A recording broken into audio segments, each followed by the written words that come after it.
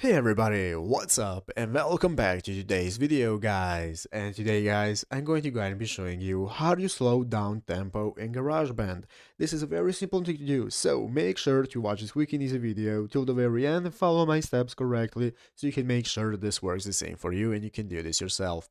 But yeah guys, let's get straight into it. So the first thing you want to do is go ahead and open up the official GarageBand application on your mobile phone if you've not already. If you do not have the application, just go to the App Store and download it. And after opening it up, you'll be greeted by this main page right here, which is the home page where you can find out the instruments you can play, you have your audio recorder, and so on.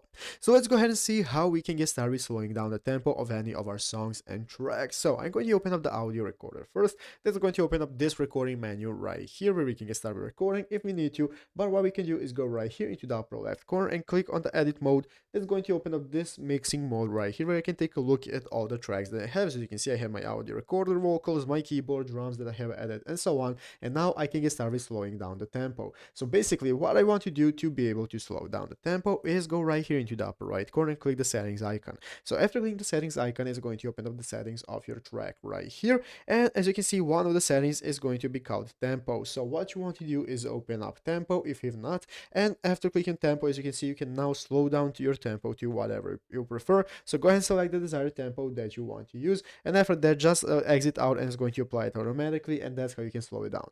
But yeah, guys, basically that is how to do it. So I hope this video was helpful. If it was, make sure to leave a like, subscribe to the channel. So guys, thanks for watching. Take care and bye.